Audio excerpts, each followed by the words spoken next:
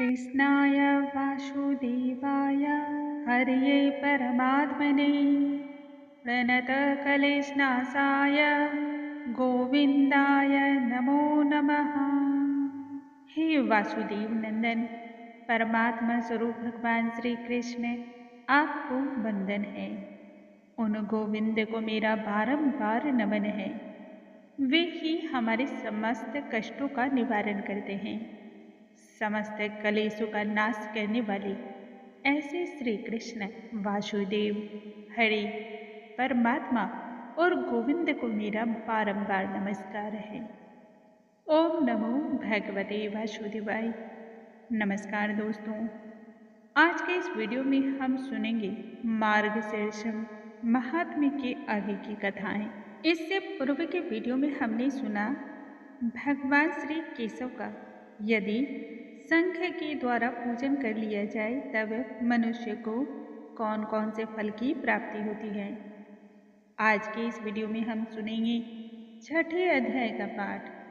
इस पाठ में हम जानेंगे यदि किसी मनुष्य ने भगवान श्री कृष्ण का तुलसी दल और चंदन के द्वारा पूजन कर लिया तब उसे कौन से पुण्य फल की प्राप्ति होती है एवं इससे जन्म जन्मांतर तक ऐसा क्या प्राप्त हो जाता है जो उससे समस्त प्रकार के सुख प्राप्त हो जाते हैं।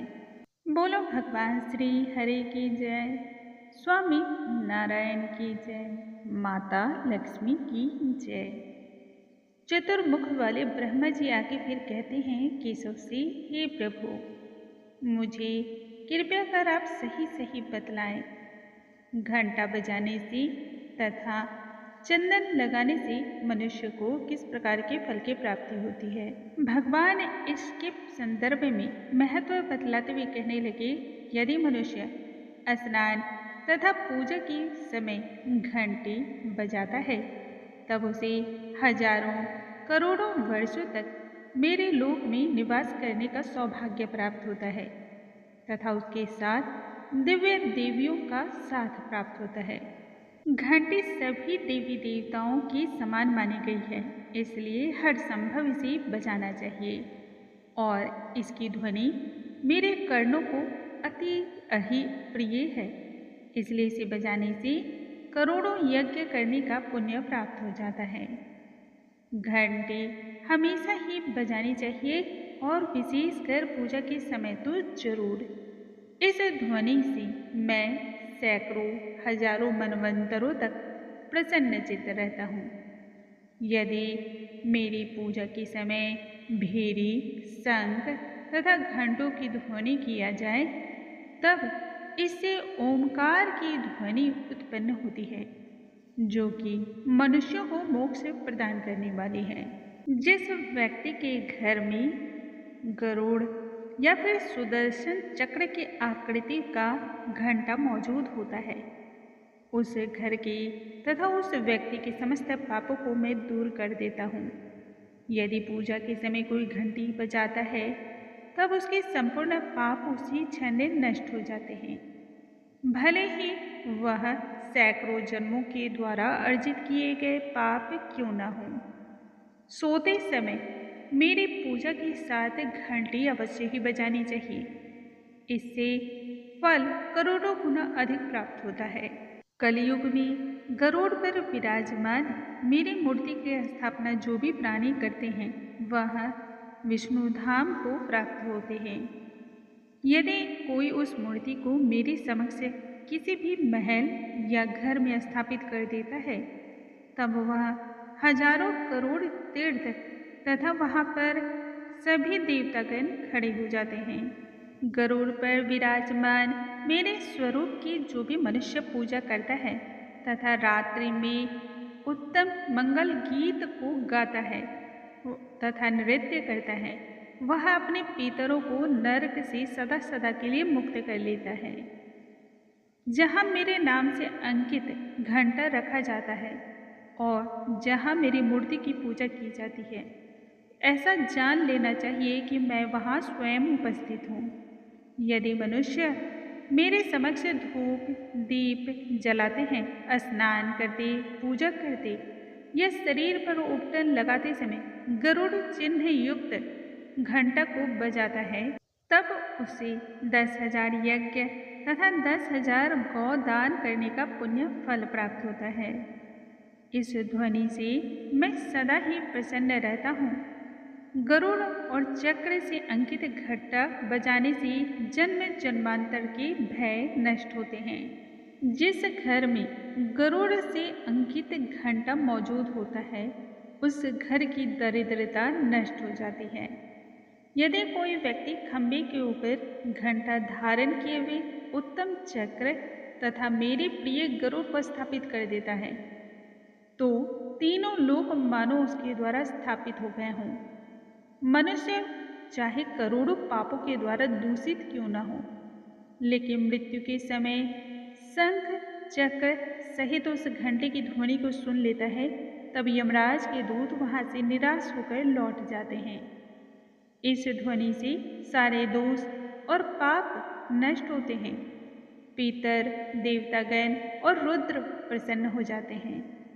यदि गरुड़ और चक्र भी न हो, तब भी मैं घंटे की ध्वनि के कारण ही भक्तों पर अपनी कृपा करता हूँ। जिस घर में गरुड़ घंटी हो, उस घर में सर्प, अग्नि तथा बिजली का भय नहीं रहता है। जिस घर में मेरी पूजा की जाती है, परंतु वहाँ पर गरुड़ घंटी तथा शंख न हो, फिर वह कैसा वैष्णव भक्त है, वह तो मेरा भक्त माना ही नहीं जा सकता है। हे पुत्र, मैं तुम्हें अब चंदन के लेप की महिमा के बारे में बतलाता हूँ। चंदन, पुष्प, कपूर, तुलसी दल, कस्तूरी, जायफल तथा तुलसी दल सहित मुझे ये सभी चीजें अर्पण करने से अति ही प्रसन्नता की प्राप्ति होती है। जो मनुष्य मुझे सदैव ही तुलसी का दल तथा तुलसी का चंदन अर्पण करता है, वह युगों युगों तक स्वर्ग में निवास करता है। यदि भक्त भक्ति पूर्वक भगवान श्री हरि को तुलसी तथा चंदन अर्पण कर देता है एवं मालती के पुष्पों द्वारा उनकी पूजा करता है, तब वह मनुष्य जन्म जन्मांतर तक इस जन्म मरण के चक्रव्यूह में फिर दोबारा नहीं आता है। ऐसे मनुष्य का जन्मों जन्मों का समस्त पाप क्षण भर में ही नष्ट हो जाता है। चंदन का लेप सभी देवताओं के साथ ही पितरों को भी अति प्रिय होता है। मार्गशीर्ष माह में यदि कोई भी मनुष्य मुझे तुलसी दल तथा चंदन अर्पण करता है, तब उसकी समस्त मनोकामनाएं पूर्ण होती हैं। व्यक्ति धन धान्य से पूर्ण हो जाता है। किंतु यदि कोई व्यक्ति इस माह में तुलसी तथा चंदन नहीं चढ़ाता, तब वह भक्त होने का ढोंग करता है। वह कदापि भगवान का भक्त नहीं हो सकता। मार्गशीर्ष मास में मेरे शरीर पर केसर तथा चंदन का जो व्यक्ति लेप लगाएगा, वह 1 करोड़ कल्पों तक स्वर्ग में वास करेगा। भक्तों को कपूर, अगरबत्ती मिला करके संदई का लेप लगाना चाहिए। कस्तूरी मुझे विशेष रूप से प्रिय है। यदि इस माह में व्यक्ति शंख में संदई लेप भरकर मेरे शरीर पर लेपन करता है, तब मैं उस पर 100 वर्षों तक प्रसन्न रहता हूँ। मनुष्य यदि मार्गशीर्ष माह में तुलसी दल और हर्ष से भक्तिपूर्वक सेवा मेरी करता है, तब उसे मनोवांछित फल की प्राप्ति होती है। बोलो भगवान श्री हरि की जय, स्वामी नारायण की जय, माता लक्ष्मी की जय। दोस्तों, आज के इस वीडियो में हमने सुना मार्गशीर्ष मास में सुनी जाने वाले 6ठे अध्याय का महात्म्य।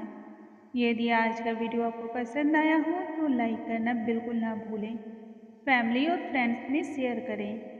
ज्ञान बांटने से बढ़ता है और पुण्य की प्राप्ति होती है। अगले वीडियो में नई जानकारी के साथ हम फिर से मिलेंगे। तब तक के लिए नमस्कार दोस्तों।